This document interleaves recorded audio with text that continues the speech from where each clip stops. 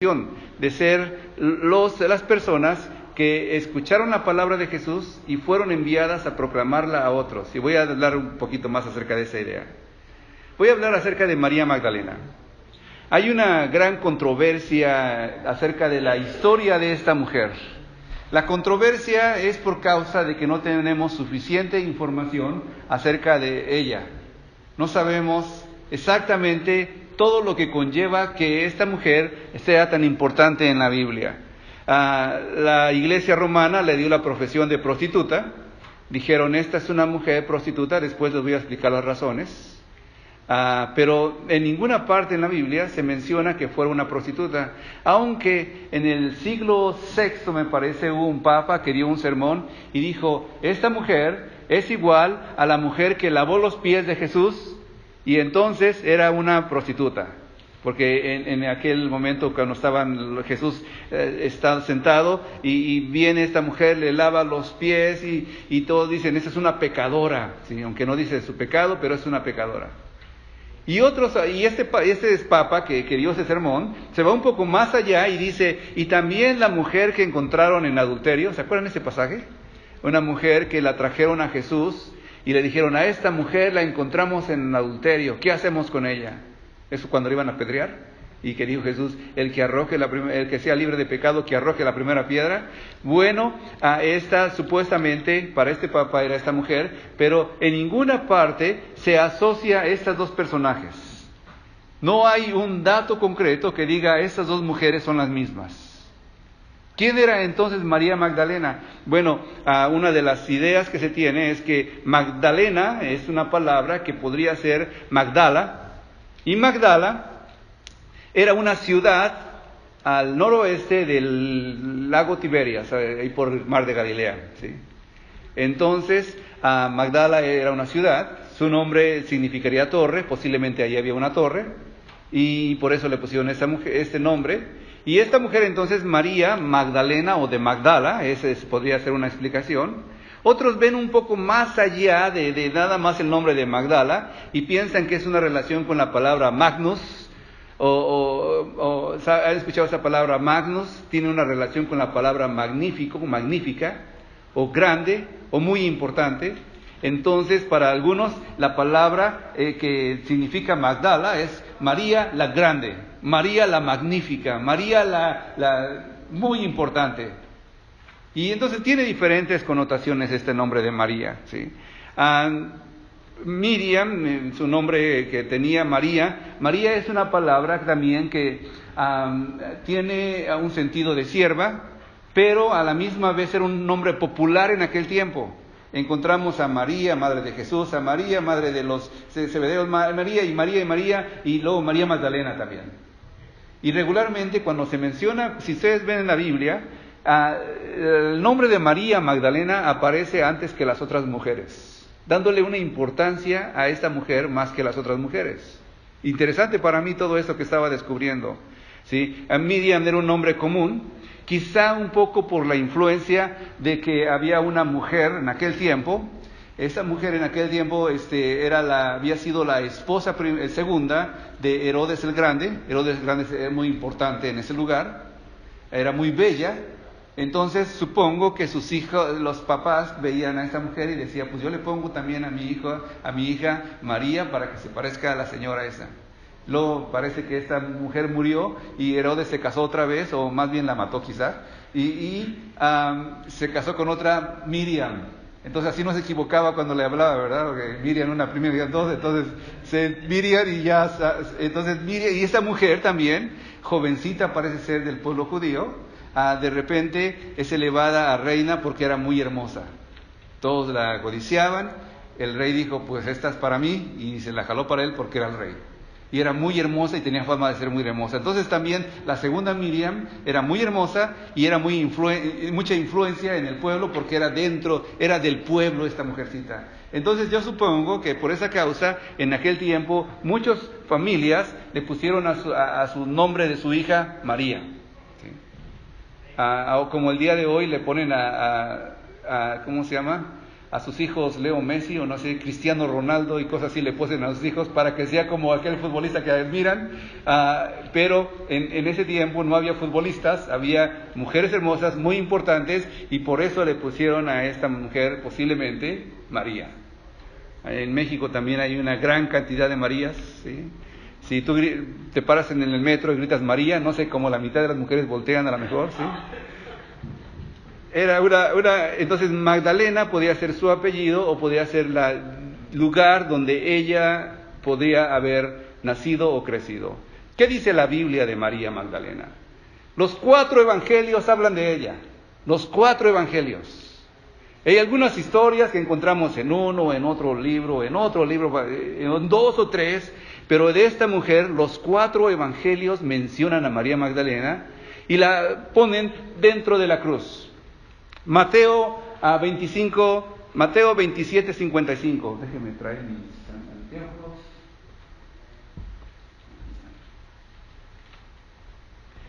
Dice así: estaban allí muchas mujeres mirando de lejos, las cuales habían seguido a Jesús desde Galilea. Muchas mujeres, no 1, 2 o 3, muchas mujeres, sirviéndole. Entre ellas estaba, la primera que menciona es María Magdalena. Otra vez, la primera que menciona. Y después, María, la madre de Jacobo y José, y la madre de los hijos de Zebedeo. ¿Sí? Eso es Mateo. Marcos. Había también unas mujeres mirando de lejos, entre las que estaban María Magdalena.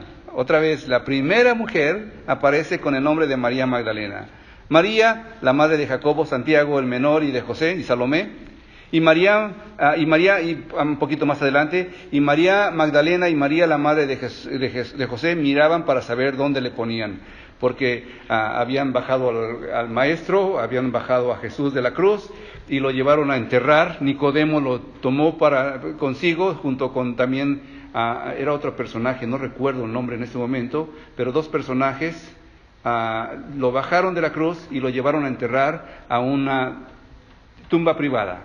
Y María Magdalena o la otra María fueron a ver dónde lo ponían. Lucas 23. Pero todos los conocidos de Jesús y las mujeres que le habían acompañado desde Galilea estaban a cierta distancia viendo estas cosas. Aunque este pasaje, este libro de Lucas no menciona específicamente su nombre, se da por entender de que María también estaba ahí, y cuando dice, y las mujeres que le habían acompañado, se refieren a ellas, aunque no está su nombre específicamente. Juan. Por eso los soldados hicieron esto. Y junto a la cruz de Jesús estaban su madre y la hermana de su madre, María, la mujer de Clofas, y María Magdalena. Juan la pone al final, pero aún así no le quita la importancia de qué era María. La fe de María fue puesta a prueba. María seguía a Jesús. ¿Quién era María? Posiblemente era una mujer que era acaudalada, posiblemente no tenía esposo. En ninguna parte de la Biblia encontramos a María, por ejemplo, en Lucas, Mateo que acabamos de leer, María la madre de Jacobo y José, y María la madre de Jacobo, y María la madre de Jesús, o la María, y siempre las Marías o las mujeres que aparecen en la Biblia tienen referencia a un hombre. Ella es la esposa de tal fulanito de tal. Ella es la hija del otro hombre. Ella es la mamá de los hijos estos. Pero María Magdalena no aparece con que era la mujer de alguien, o la hija de alguien, o los hijos, o la mamá de alguien. Era María Magdalena solamente. Que si estaba casada, es muy probable que estaba casada, pero si estuviera casada, pues el nombre no apareció para nada. Entonces ella era única seguidora de Jesús. Si estuviera casada, hubiera sido María junto con su esposo, María Magdalena junto con su esposo, pero era sola, era única. Había seguido a Jesús todo su ministerio desde que la llamó Jesús. Voy a hablar un poquito más de cómo la llamó Jesús. Un poquito más difícil esa parte que voy a tomar. Pero era una mujer que había estado dando... y cuando habla de Jesús, las mujeres que seguían a Jesús eran las que sostenían también el ministerio. Si tenían suficiente dinero, ellas podían sostener para que Jesús siguiera predicando. Ellas también a lo mejor estuvieron, quizá lo más probable, en la alimentación de los 5,000. Cuando Jesús les dijo, ¿se acuerdan? El niño que traía los panecillos y los pececillos, pues ellas posiblemente fueron las que sirvieron la mesa, hicieron que se sentara y que agarraban las canastas y estaban repartiendo. Son lo que hacen las mujeres regularmente. Eran unas mujeres que servían a Jesús. Y cuando digo servían a Jesús, digo, no nada más servían que Él estuviera bien bañado y bien cambiado y le planchaban la batola, no sé qué más hacían, sino que servían en todo lo que Jesús hacía. Eso es lo que se hace, por ejemplo, una mujer en la iglesia. Cuando decimos que una mujer sirve a Jesús en la iglesia, no es que nada más se la pase limpiando el altar alrededor y que todo esté bien limpiecito, sino que sirve a las mesas con los que están necesitando de comer, que se preocupa de los que no han comido todavía y busca la manera de alimentar a aquellas personas, de que visita a los enfermos. Eso es servir a Jesús. Entonces esas mujeres servían a Jesús de esta manera, ayudándole en el ministerio que Él hacía, trayéndole a los necesitados para que orara por ellos, entonces era la manera de esta mujer de servir a Jesús. Pero también se encontró en un momento de que su fe fue puesta a prueba.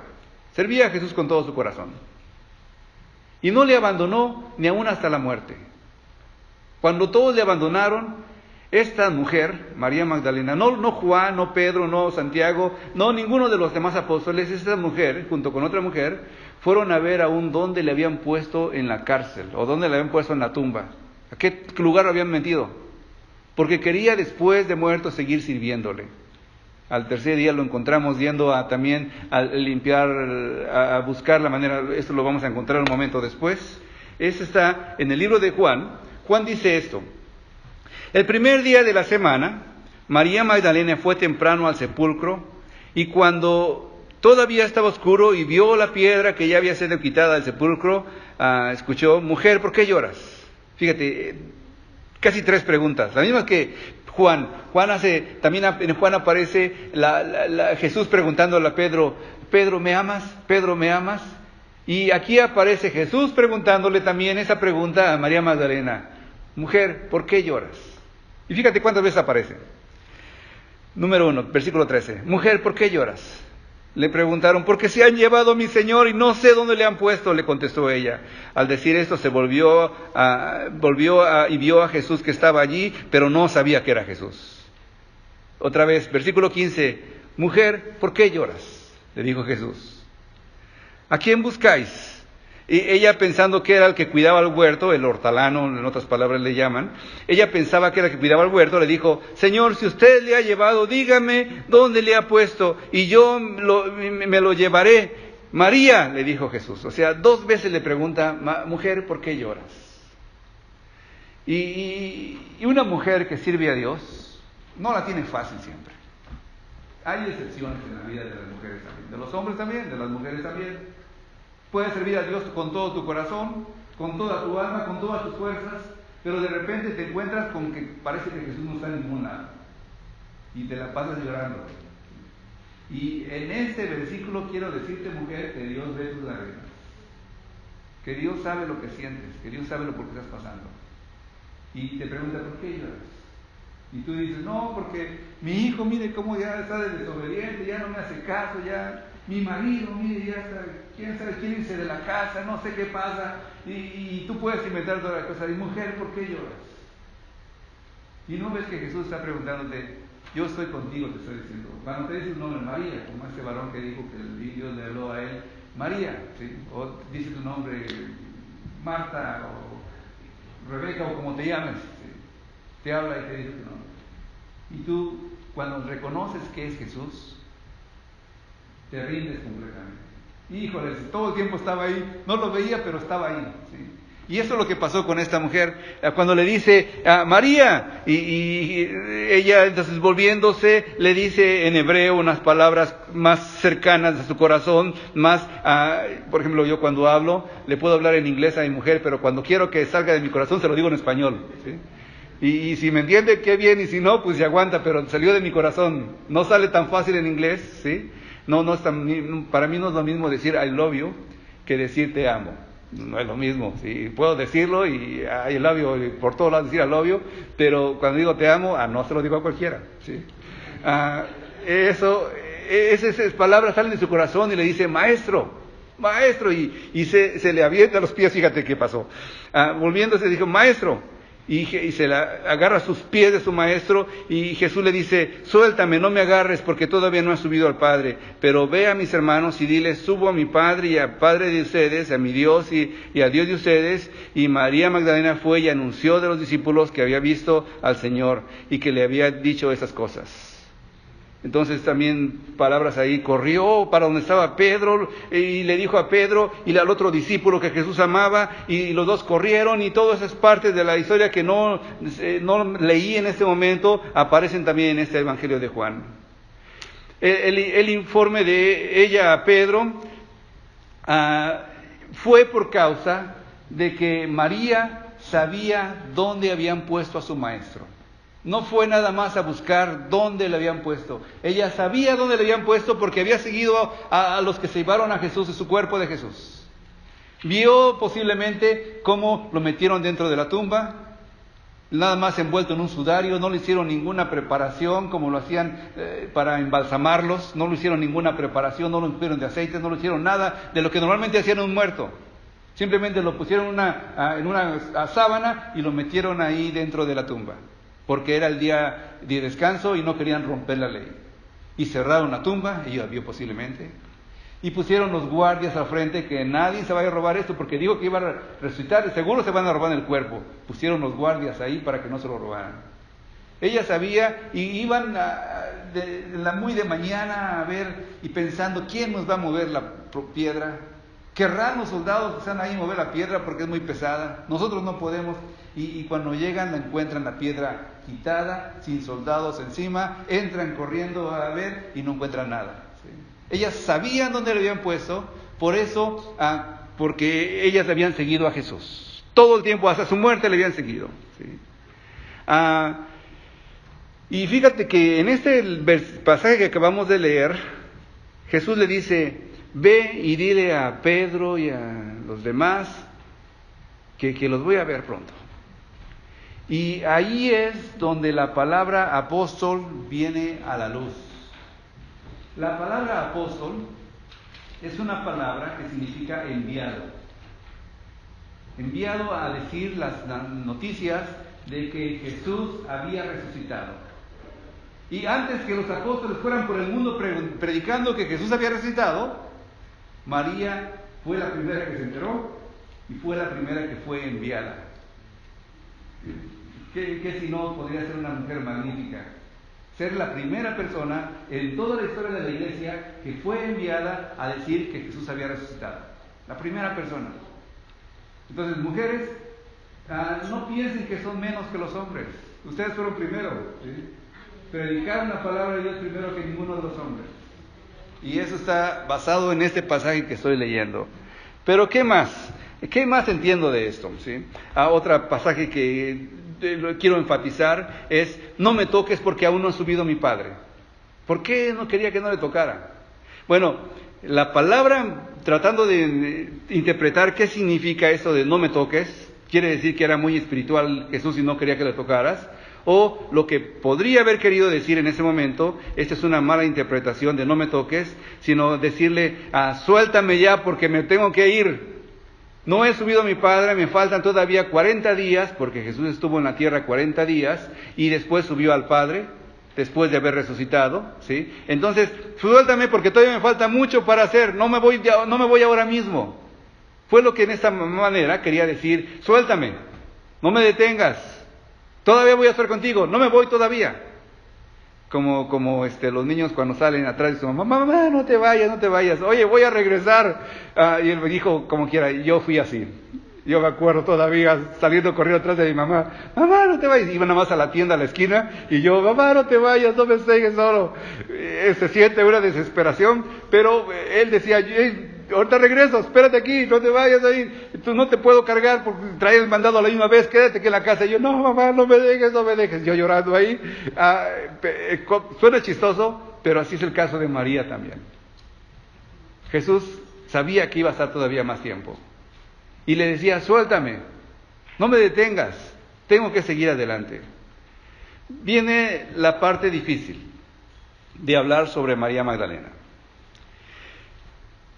Esto lo menciona Lucas. Como dije, los 4 evangelios mencionan a María Magdalena su nombre. Había hablado de que Mateo la menciona por su nombre, Marcos la menciona por nombre, Juan la menciona por nombre, y Lucas nomás dice que unas mujeres cuando habla de la cruz. Pero en el libro de Lucas también encontramos esta historia. ¿Sí? Capítulo 8 de Lucas. Aconteció después que Jesús iba por todas las ciudades y aldeas, predicando y anunciando. Es una cosa, quiero que vean estas 3 cosas, lo que hacía Jesús cuando estaba en la tierra. Predicando y anunciando el evangelio del reino de Dios. Y los 12 con él, y algunas mujeres que habían sido sanadas. Segunda cosa, Jesús sanaba a los enfermos, y también a los de espíritus malos y enfermedades. Y ahí entra María. María, que se llamaba Magdalena, de la que habían salido 7 demonios. Y el número 3 está ahí de lo que Jesús hacía cuando estaba en la tierra, expulsaba demonios. No es mi expertise, eso de expulsar demonios. No es mi ministerio, pero entiendo que Jesús predicaba la palabra, sanaba enfermos y echaba fuera demonios. Eso es lo que hizo Jesús en su ministerio. Esas 3 cosas. Pero aquí aparece María Magdalena, ¿sí? Y también habla de Juana, mujer de Chuza, otra vez Juana, y luego, ¿quién es Juana? Es la mujer de Chuzo. Intendente de Herodes y Susana y otras muchas que le servían con sus bienes. Eran mujeres ricas, eran mujeres pudientes. Lo más probable es que ellas eran ricas y podían sostenerse y podían sostener el ministerio de Jesús, y por eso Jesucristo predicó en la tierra por tanto tiempo, ¿sí? 3 años. Pero aquí entra una parte interesante de esta mujer. Esta mujer había tenido 7 demonios. Es lo que dice la Biblia, no digo yo. 7 demonios. Y aquí es la parte que hay un montón de oscuridad. ¿Qué significa eso de tener 7 demonios? Para los antiguos y en la mayor parte de las culturas, las personas han creído que hay algo malo también que puede estar en los aires. Para cualquiera de las religiones, cualquiera de las culturas, tienen gente que piensa que hay maldad, que hay algo que está fuera de su alcance de entender y que puede hacer una persona que sea todavía más malo que antes. De aquí es donde sale que esta mujer era prostituta, ¿sí? Pero aquí no dice nada que era prostituta. Aquí dice que estaba endemoniada, que tenía 7 demonios. Los antiguos, como te digo, lo decían y era muy claro para ellos que se enfrentó a este tipo de dificultad en la tierra peleando contra gente desconocida para aquel tiempo. Aunque sabían, pero no sabían cómo era. El libro me parece que es Romanos, que dice a Jesús los expuso públicamente para que lo pudiéramos ver nosotros. Dio a entender, dio a la luz el alcance de la guerra espiritual que hay en medio de los hombres, de nosotros. No es nada más por fuerza, sino también no nada más es Satanás en el infierno, sino es una fuerza que está tratando de hacer caer a la mayor parte de los hombres en los pecados para poder poseer hasta su cuerpo. ¿Sí? Ahí hay cosa de dificultad, ¿sí? No sabemos mucha información de cómo fue de que esta mujer se endemonió, ¿sí?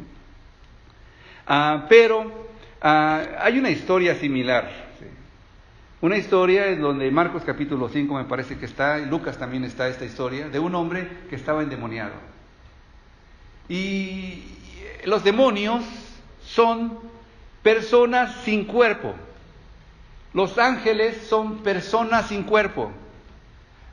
Los animales no son personas en el contexto de persona. ¿Por qué? Los animales tienen voluntad, pero no tienen emoción o intelecto, no tienen conciencia de sí mismos y posiblemente tienen la habilidad de comunicarse, pero no una completa habilidad de comunicarse. Pero el demonio que estoy analizando aquí, sí es un demonio que tiene voluntad, ¿sí? Mateo 12:44, por ejemplo, dice, cuando Jesús está explicando una parábola y dice que él puede sacar un demonio, pero si el demonio se da cuenta de que en su casa no hay nadie viviendo, Dice el demonio: volveré a mi casa de donde salí y regresaré con otros 7 más. ¿Sí? Allí es donde empieza la dificultad de los demonios. ¿Qué tan cierto será esto de los demonios? ¿Habrá demonios? ¿No habrá demonios? ¿Esta mujer cómo fue endemoniada? ¿Cómo adquirió ese demonio? ¿Sí? ¿Cómo pudo? Hay diferentes formas de hacer que una persona pueda endemoniarse. ¿Sí? Tienen emociones, por ejemplo, Santiago 2:19 dice: tú crees que Dios es uno, bien haces, también los demonios creen y tiemblan. Entonces los demonios también tienen emociones, tienen intelecto también, ¿sí? Ellos piensan. Una de las cosas, esa escena de esta historia de Jesús, este endemoniado le dice, pues, le pregunta: ¿cómo te llamas? Y el endemoniado le responde: me llamo Legión porque somos muchos. Él sabía quién era, se reconocía como una persona, sabía que él tenía un intelecto, una capacidad, no tenía cuerpo, pero buscaba un cuerpo. Y ahí entra el problema: ¿cómo puede entrar un demonio a una persona en su sano juicio? Por invitación. Cuando una persona le dice al demonio: entra en mi vida y cosas así, a veces ridículo. En algunos conciertos de rock pesado, ahí todos acelerados, toda la gente, el cantante podía decir de repente: ¿quieren aceptar al demonio? Y la gente: sí, y no sabía lo que decía. Pero la gente, por la emoción de estar haciendo eso, lo hacía. Y posiblemente decía: bueno, eso no vale, porque pues estaba en la emoción, o no sabía a lo mejor lo que estaba haciendo. Pero cuando alguien toma veneno, aunque pienses que el veneno es chocolate, te va a hacer daño en el estómago, le puedes matar, porque el veneno siempre es veneno. ¿Cómo puede una persona entonces ser endemoniada? La principal causa de que una persona puede ser endemoniada es por causa del pecado. El pecado abre la puerta para que Satanás pueda entrar en la vida de cualquier persona que le deja la entrada. Los cristianos pueden endemoniarse no cuando están en Cristo, sí cuando abren la puerta a Satanás con el pecado. Entonces, los cristianos sí pueden endemoniarse cuando ellos mismos abren la puerta para que Satanás entre. ¿Cómo se endemonia una persona? Pues dejando que tu voluntad se rinda y que no tenga conciencia de lo que hace. Por eso una persona que está muy alcoholizada puede hasta matar a su madre. No sé si han sabido de eso. Personas que han matado a su madre. ¿Por qué? Y el hombre después despierta: ¿y por qué la maté si yo quería a mi mamá? Y pues simplemente no dejó la conciencia libre, la puerta abierta para que viniera un demonio y hiciera hacer una tontería. O una persona que usa drogas también. ¿Sí? Otra de las formas, aunque hay unas señoritas ahí, espero que no hablen con sus papás después de más de eso, pero las relaciones sexuales también hacen que una persona pueda endemoniarse. El que se llega a una prostituta se vuelve una sola carne con la prostituta. Y si la prostituta está bien endemoniada, tú te endemonias. Aunque digas: no, pero yo voy a la iglesia y después de arrepentirme, estás abriendo la puerta a Satanás. Por eso, cuidado, hombres y mujeres, de su propio cuerpo, porque las relaciones sexuales pueden también abrir la puerta a Satanás. ¿Qué otra manera se puede endemoniar a una persona? Bueno, cuando una persona le rinde la voluntad a otra persona. No sé si han visto ustedes algunos documentales de hipnotismo. No pienses nada, pon tu mente en blanco, ¡pum!, y se duerme la persona. Está como abriendo la puerta para que Satanás entre. No necesariamente va a entrar, ¿sí? Es como cuando te pasas un alto. ¿Alguien se ha pasado un alto aquí? Yo. ¿Lo ha parado la policía? Sí, sí, una vez. Sí, pero de las otras veces no me ha parado. ¿Sí? ¿Han tenido algún accidente por pasarse el alto? No, porque todavía sigo aquí, sí, más o menos. El que se pase un alto, no necesariamente le va a parar la policía o va a tener un accidente. Puede pasárselo y a lo mejor no pasa nada. Pero hay muchas posibilidades de que esa persona le pueda pasar algo o pueda parar a la policía y le pone un buen ticket por andar pasando un alto en un momento que no debía hacerlo. ¿Sí? Ayer, no digan a mi mujer, pero ayer la vi pasarse un alto. Me dijo ella: es que se tardó mucho, yo veía rojo y rojo y rojo, y digo, pensé que eran todos rojos. No, era verde de este lado, y ya la regañé a mi mujer. Se pasó el alto, pero no es pecado pasarse el alto, pero puede pasar algo. Puede pasar algo. ¿Sí? Ya está echando la culpa uno al otro también. ¿Sí? Pero 7 pecados tenía esta mujer. 7 demonios que le afectaban en algo. La Iglesia Católica ha desarrollado un sistema de 7 pecados capitales, llamados capitales. Originalmente tenía 8, hasta por el año 600 después de Cristo le cambiaron a 7, pero tenía originalmente 8. Y la razón por la que le llaman capitales es porque son como, de ahí surgen los otros demás pecados.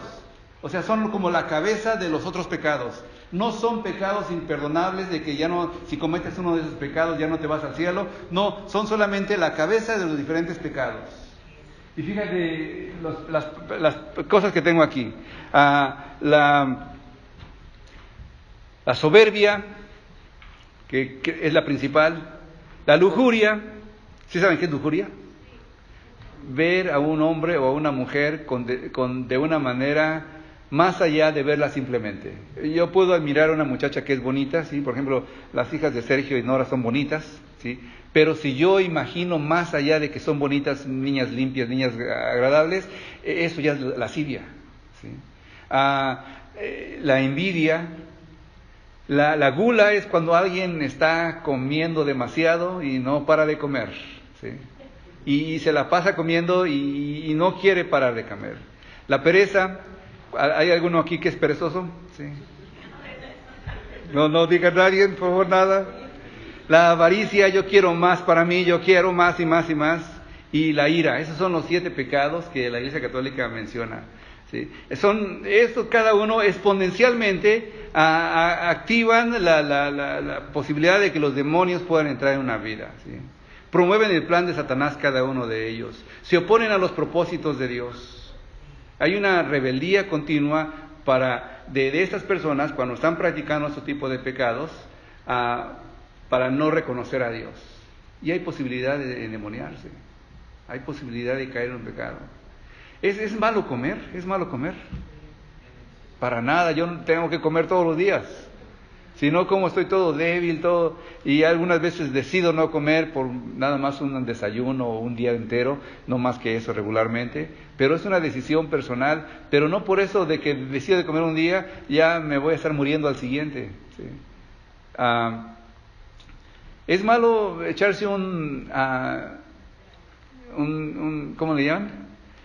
Un sueñito en medio del día? No es nada malo. No es ningún pecado echarse un sueñito, es más, te va a hacer más productivo. Si te echas un sueñito, despiertas al rato y ya estás más activo y más productivo. ¿Es malo tener tu propia esposa? ¿Tener tu propio esposo? No es nada de malo, tienes tu compañero. Todo esto exponencialmente, buscar más y más y más, ¿sí? Te hace cometer pecado, ¿sí? Y eso es lo que abre la posibilidad de que Satanás pueda entrar en tu vida. La ira es uno de los pecados más aceptados en ¿cómo se llama? En la iglesia misma. Si alguien aquí es muy enojón, bueno, pobrecito el hermano es medio enojón, por eso no le hagan tanto ruido, pero es enojón, pero es enojón tranquilo, ¿sí? Pero este hermano está cometiendo pecado cuando está enojándose cada rato. Está cometiendo pecado cuando estás enojándose en su casa. Cuando vive enojado en su casa todo el tiempo y ya no sabes si decirle buenos días porque te va a contestar mal. Eso de estar enojado todo el tiempo es un pecado. ¿Y cómo se asocia eso con la actualidad, con el mundo tecnológico? Te voy a enseñar algo que encontré también por ahí, ¿sí? La lujuria, ¿sí? Y ahí hay algunas palabras que yo no sabía, ¿sí? Pero les voy a enseñar ahorita. La palabra de lujuria, bueno, esta idea de lujuria, Tinder es muy buena con eso. Yo no sabía que era Tinder porque pues no soy tan moderno tecnológicamente. Entonces me metí al internet y busqué Tinder. Y la primera cosa que encontré en esto de lujuria de Tinder son que un hombre busca a su pareja, pero también su pareja puede ser otro hombre. Entonces ahí es una forma de promoverse a sí mismo para buscar a una persona que sea con su propio bien. Fíjate que los babilonios, en el tiempo de los griegos, en el tiempo de Jesús un poquito antes, las jovencitas iban a la plaza y se exponían ahí para encontrar novio ahí. O sea, se ponían ahí y nada más venía alguien y hacían trato y decían, ok, me caso contigo. Las que no estaban tan bonitas traían su dote, ¿sí? Traían sus papás que decían, no, yo voy a darle, al que se case con mi hija, le voy a dar tanto dinero. Y era la manera de hacerlo. Es una cosa similar aquí. Las jovencitas, por favor, vean, busquen, si ustedes tienen hijas, busquen que sus hijas no estén poniendo fotos muy sexys en la computadora para ofrecerse a ver quién les llama y le pone atención a ella o a él también. Tengan cuidado de eso, se puede exponer. A otra palabra también, gula, aunque no es necesariamente, mi mujer a veces lo usa también. ¿Dónde vamos a comer? Y dice, pues déjame buscar, y busca Yelp, y ahí sale la cantidad de restaurantes. Pero de pasarme la vida comiendo de restaurante en restaurante, no lo hago, nada más de vez en cuando, ¿sí? La avaricia, LinkedIn. La pereza, Netflix. ¿Cuántos tienen Netflix? Híjoles. Me da pena decirlo también, pero yo también tengo Netflix. Y me da pena decirlo porque yo también me la paso sin hacer nada por unas 2-3 horas viendo cualquier tontería que ni me va a hacer provecho. Eso es pereza. ¿Qué podría hacer en ese tiempo? Podría dedicar tiempo a mis hijos. Y yo lo confieso, no digo, ustedes son pecadores. Yo digo también, esto que estoy enseñando ahorita lo estoy aprendiendo yo mismo. ¿Cuánto tiempo pasas en Netflix? Yo le decía, por ejemplo, ayer a los varones, no es malo ver un partido de fútbol, ¿sí? Que juega el Cruz Azul o el América o el Guadalajara, ahí los veo, pero en la mañana juega el América, y luego en la tarde, y luego en la noche, y luego a medianoche van a hacer la repetición, también lo veo, ¿sí? Eso ya es pereza tremenda, pecado tremendo de pereza. Perder la vida de una forma en que no vale la pena. Dile al hermano que está alrededor de ti, ahí te hablan, hermano. La ira, pues ahí tengo de la ira a Twitter. Conocemos a un hombre que está dirigiendo un país que se la pasa tuiteando, puras tonterías, enojado, que se muera ese. Y yo no uso Twitter, sí, ese es uno de los pecados, que estoy libre de pecado, sí. Pero también me enojo. Pero tecnológicamente hablando, el Twitter se puede utilizar para demostrar tu enojo que tienes. Y eso que va ya no regresa, ¿sí? Regresa pero multiplicado por 10 en tu contra. La envidia, pues ahí tengo a Facebook. ¿Cuántos tienen Facebook? Yo tengo Facebook, ¿sí? Y pasas ahí, ¿cómo le va así? ¿Por qué le tiene que ir así? A mí no me va tan bien. Pero que vemos las puras cosas buenas que le pasan a los demás. Nadie, bueno, muy pocos. Algunos exageran también, ponen todas las cosas malas que le pasen. Estoy triste, esta noche gris y un montón de cosas, pero regularmente mira mi vida, mira mis hijos, mira mis hijas, mira mi casa, mira mi carro, mira la comida que voy a comer para que se te antoje y puro envidia, ¿sí? La soberbia, y tengo una que se llama Instagram. Parece que también es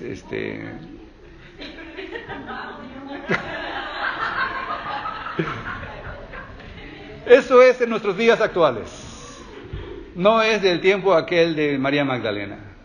Pero para mostrar de que de alguna manera estamos también cayendo en el juego de que podemos también cometer algún pecado sin pensar, bueno, es que María Magdalena era bien pecadora, bien mala. Y no darnos cuenta de que también todo eso que puede haber pasado con esa mujer puede pasar con nosotros.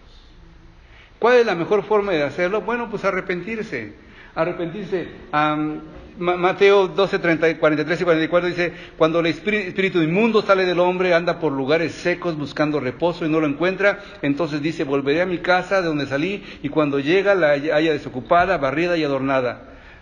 Deuteronomio dice, maldito el que no confirmare las palabras de esta ley para hacerlas, y dirá todo el pueblo, amén. Estamos en una dificultad, estamos cometiendo pecados. La mejor forma de quitarnos esos demonios, esas dificultades, esos pecados, es arrepintiéndonos. Pero cuando nos arrepentimos no es todo. Tenemos que llenarlo de algo. Nuestra vida tiene que estar llena de lo que el Señor enseña, de la ley de Dios, de seguir a Jesús. ¿Cómo María Magdalena no volvió a ser endemoniada? Porque seguía a Jesús. Hasta la muerte lo siguió. ¿Cómo lo hizo? Pues siguiendo a Jesús simplemente. Cuando lo siguió, ella se llenó una cosa buena en su corazón, una doctrina buena, una cosa sana, que le hizo ser una mujer encima de muchas otras mujeres, encima de los mismos hombres. La mujer más valiente que los hombres. Los hombres se fueron a esconder, María Magdalena estaba ahí enfrente, enfrentando todos los vituperios y todas las maldiciones que hacían contra Jesús, burlándose de él. Ella estaba ahí. Y estuvo ahí predicando también la palabra antes que los hombres. Llenarla con cosas que a Dios le agraden. Qué bueno que los varones, algunos pueden venir al estudio de varones, llenan sus cosas con cosas buenas. A lo mejor podrías seguir durmiendo ahí, ¿no? Pero ahí está la pereza. No seas perezoso, hermano. Ven a la casa de Dios. ¿Sí? No, pero es que tengo que trabajar.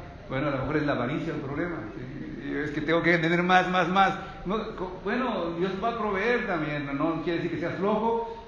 Suficiente para el trabajo, pero haz lo que tienes que hacer. Llena con el Señor. ¿Cómo podríamos contrarrestar estos diferentes pecados? Bueno, al que está pasando por soberbia, al que se siente mucho, al que quiere demostrar siempre que es perfecto, busque la manera de ser humilde. Al que tiene avaricia, de que no quiere soltar nada, de que todo para él, no quiero que nadie me pida nada porque quién sabe qué hacen con mi dinero, empieza a ser generoso. Al que tiene lujuria y pensamientos impuros todo el tiempo y en su mente y en su cuerpo y no sabe cómo controlarlo, le pide al Señor que sea casto. Casto es una palabra para decir una persona que se detiene, que se controla, que puede dominarse, que puede buscar cómo cambiar ese tipo de mentalidad. Al que tiene ira, ¿sí?, sea paciente. Al que anda en la gula, en la comida, y comida tras comida, y se llena y quiere seguir comiendo, y siempre se siente culpable por comer tanto, empieza a practicar la templanza. Templanza es control de sí mismo. El que tiene envidia, el que empieza a ver que los demás tienen más y más, en lugar de estar envidiando, empieza a ser caritativo, empieza a compartir con otros lo que tú tienes. La mejor forma de combatir una envidia es haciendo caridad a otros. Y al que es perezoso, ¿sí?, levántese de la cama y sea diligente. ¿Sí? Humildad es la característica que define a la persona. Generosidad, y cada uno de ellas tiene su propia idea. Quiero terminar ese sermón. Es cierto que la mayoría de los rabinos en esa cultura no permitían normalmente que las mujeres fuesen sus discípulos. Pero Cristo animó a los hombres y mujeres por igual a tomar su yugo y aprender de él. Esta es otra evidencia de cómo las mujeres son honradas en las Escrituras. María fue la última en alejarse de la cruz y del sepulcro, pero fue la primera en ver y ser testigo de uno de los acontecimientos más importantes de la historia, la resurrección de nuestro Señor Jesucristo. En tiempos de paz es muy fácil seguir a Jesús, pero en tiempos de persecución, en donde se prueba la verdadera fe, ahí es donde pasa por fuego esta fe y se descubre quiénes son los verdaderos creyentes y quiénes no. Que seamos valientes y sigamos al Señor en todo tiempo, en tiempo de quietud y en tiempo de adversidad. ¿Sí? Las Escrituras enseñan todo esto. Tristemente, mucha gente sigue con las mentiras de Satanás, de que todos son iguales, de que todos lo practican, de que todos lo hacen. Y no queremos cambiar a hacer la diferencia. Hermano, como María Magdalena lo hizo, yo te invito para que también te atrevas a ser diferente y hagas la diferencia. Vamos a orar. En el nombre de Jesús, gracias te doy, Señor, por este tiempo que hemos pasado juntos.